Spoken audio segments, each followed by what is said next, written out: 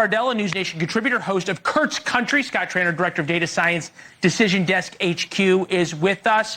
Scott, have we been able to change this map and factor in, for lack of a better term, the Kamala Harris factor?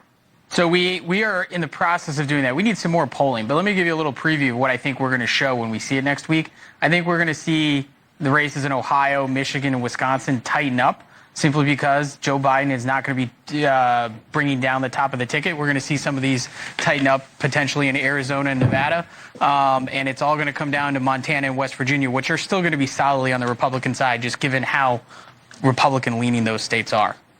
All right, Kurt Bardella, why on earth is Jackie Rosen of Nevada skipping the DNC when all we hear is how much enthusiasm and how great Kamala Harris is for Democrats? Yeah, I hate these decisions. I hate when we have people operate from a position of weakness and not strength. I hate when they try to create the appearance of distance by not going to a convention as if that's going to actually matter or make anyone think you're less supportive of the Democratic nominee for president, who's going to be spending a lot of time, I suspect, in the state of Nevada, putting a lot of money in the state of Nevada. The idea that you can create distance and that the talking point of, well, I didn't go to the convention doesn't tie you to the top of the ticket is such a fallacy, in my opinion. So I'd rather them own it, go there, have a show of strength, make the best of it. Instead, they're doing the Democrat thing, which is to hide and cower.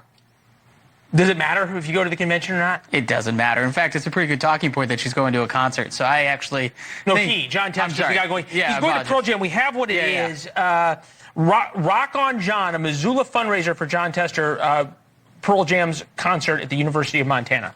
Yeah, well, he needs those types of sound bites because he's behind.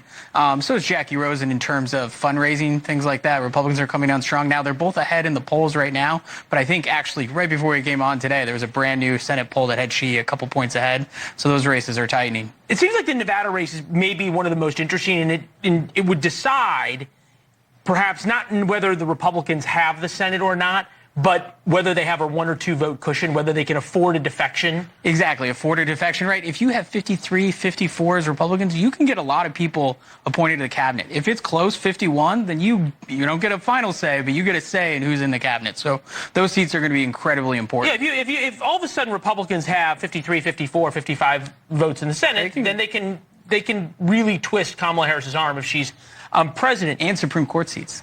Supreme Court seats and all the other federal judges. Sam Brown is running in Nevada. Pretty interesting candidate. Private businessman, and before that he was an Army officer. Take a listen. Look at my face. This is the high cost of war. This is absurd. This is unacceptable. Our daughters will not be forced into a draft. You should be ashamed of yourself, Jackie Rosen.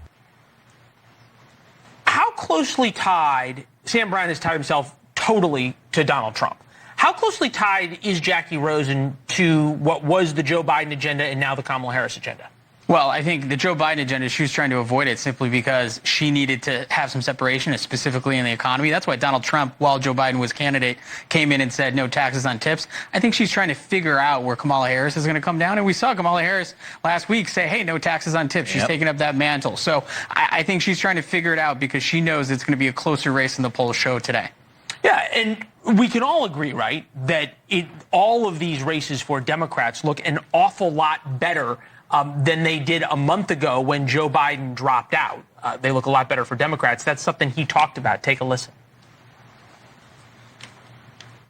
Look, the polls we had showed that it was a neck-and-neck race. Would have been down to the wire. But what happened was a number of my Democratic colleagues in the House and Senate thought that I was going to hurt them in the races. So much of the oxygen is taken up by Donald Trump and Kamala Harris now. Are we missing, Kurt, how important to Democrats trying to keep the Senate close is? Yeah, I think it's vitally important. Again, for the reasons you already enumerated, judges, appointments, Supreme Court justices, cabinet appointees, confirmations, all of that runs through the Senate. And there is a big difference functionally from having a 3 to 4 seat cushion or having maybe only a 1 seat cushion. Right. So if we put the map back up, so we can show everybody, somehow we went to the wrong screen. But if we think about it right now, Scott, if Montana and West Virginia go to Republicans, which it looks like almost certainly it will. Safe bets. Safe bets. They're now at 51. Yeah, they're there. 51, they're there. The question is whether you pick up Ohio, Nevada, where else? Arizona, maybe. The Democrats are going to tell you that they've got strong candidates and closer polls in Florida and Texas. I don't think they're going to be able to pull it off there, but they're certainly That's where going to make a places run where for it. Democrats try to pick it up. All right, Yeah. gentlemen, thank you very much. Good to see both of you.